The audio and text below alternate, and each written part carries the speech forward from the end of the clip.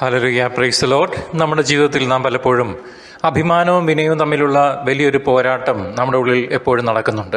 ഉയർച്ചയുടെ കൊടുമുടിയിൽ നിൽക്കുമ്പോൾ എല്ലാം എൻ്റെ കഴിവാണെന്ന് അഹങ്കരിക്കാനും മറ്റുള്ളവരെക്കാൾ ഞാൻ മെച്ചപ്പെട്ടവനാണ്, ഞാൻ മെച്ചപ്പെട്ടവളാണ് എന്ന് ചിന്തിക്കാനും നമുക്ക് പ്രലോഭനങ്ങൾ ഉണ്ടാകാറുണ്ട്. എന്നാൽ വിനയം എന്ന പുണ്യം നമ്മെ നമ്മുടെ പരിമിതികളെക്കുറിച്ചും ദൈവകൃപയെക്കുറിച്ചും ബോധ്യപ്പെടുത്തുന്നു. ഒരു ചെറിയ ഉദാഹരണം നമുക്കിന്ന് കൺസിഡർ ചെയ്യാം.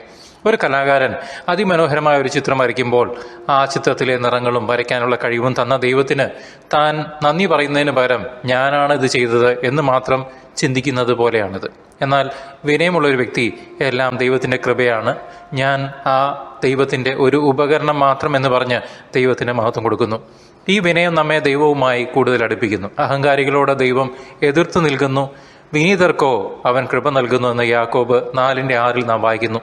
നമ്മുടെ ജീവിതത്തിലെ നേട്ടങ്ങളെല്ലാം ദൈവത്തിൽ നിന്നുള്ള ദാനങ്ങളാണെന്ന് തിരിച്ചറിയുമ്പോൾ നമ്മുടെ അഹങ്കാര ചിന്ത ഇല്ലാതാവുകയും നാം ദൈവത്തിന് കൂടുതൽ പ്രിയപ്പെട്ടവരാകുകയും ചെയ്യും. സഹോദരങ്ങളെ, അഹങ്കാരം നമ്മെ ദൈവത്തിൽ നിന്നും സഹജീവികളിൽ നിന്നും അകറ്റുന്നു. അഹങ്കാരം നമ്മെ ഒറ്റപ്പെടുത്തുന്ന ഒരു കവചമാണ്. ഞാൻ എൻ്റേത് എന്നീ ചിന്തകളാൽ നാം മറ്റുള്ളവരിൽ നിന്ന് അകലുന്നു. ഇതിന് വിപരീതമായി വിനയം നമ്മുടെ ഹൃദയ കവാടങ്ങൾ തുറക്കുന്നു. വിനയമുള്ളവർ മറ്റുള്ളവരെ കേൾക്കുവാനും അവരെ സ്നേഹിക്കുവാനും സേവിക്കുവാനും തയ്യാറുള്ളവരാണ്. നമ്മുടെ ജീവിതത്തിൽ പലപ്പോഴും നാം കാണാറുള്ള ഒരു സാധാരണ കാഴ്ചയുണ്ട്. ഒരു കൂട്ടം ആളുകളിൽ താനാണ് ഏറ്റവും വലുതെന്ന് വരുത്തി തീർക്കാൻ ശ്രമിക്കുന്ന ഒരു കൂട്ടം ആളുകൾ. എന്നാൽ എല്ലാവർക്കും പ്രിയപ്പെട്ടവൻ മറ്റുള്ളവരെ താഴ്ത്തിക്കെട്ടാതെ എല്ലാവരെയും ഉൾക്കൊള്ളുന്ന വിനയമുള്ള ഒരു വ്യക്തിയായിരിക്കും, ശുശ്രൂഷകനായിരിക്കും, ശുശ്രൂഷകയായിരിക്കും.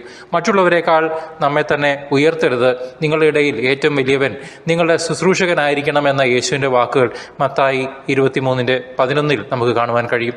നമ്മുടെ ആത്മീയ ജീവിതത്തിൽ വിനയം ക്രിസ്തുവിനെ പോലെയുള്ളവർ കാണ് എന്നത് വളരെ ക്ലിയർ ആയിട്ട് കർത്താവായ യേശു ക്രിസ്തു പ്രതിപാദിക്കുന്നുണ്ട്. കാരണം ക്രിസ്തു ദൈവമായിരുന്നിട്ടും മനുഷ്യനായി തീർന്നത് നമ്മെ ശുശ്രൂഷിക്കാൻ സ്വയം താഴ്ത്തി നമ്മൾ ഒരാളായി തീരുകയായിരുന്നു.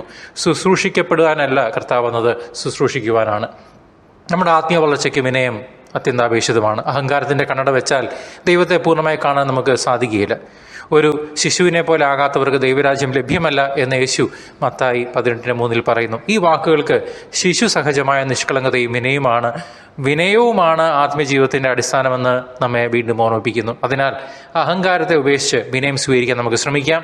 ഓരോ ദിവസവും നമ്മുടെ എളിയമായ പ്രവൃത്തികളിലൂടെ, വാക്കുകളിലൂടെ, ചിന്തകളിലൂടെ ഈ വിനയത്തെ മുറുകെ പിടിച്ച് നമുക്ക് വളരാം. അങ്ങനെ നാം ദൈവത്തിന് കൂടുതൽ അടുപ്പമുള്ളവരാകുകയും ദൈവത്തിൻ്റെ വലിയ സ്നേഹത്തിൽ ആശ്വസിക്കുകയും മറ്റുള്ളവരെ ആശ്വസിപ്പിക്കുകയും ശുശ്രൂഷിക്കുകയും ചെയ്യുന്നവരായിട്ട് ക്രിസ്തു സാക്ഷികളായി ജീവിക്കാം.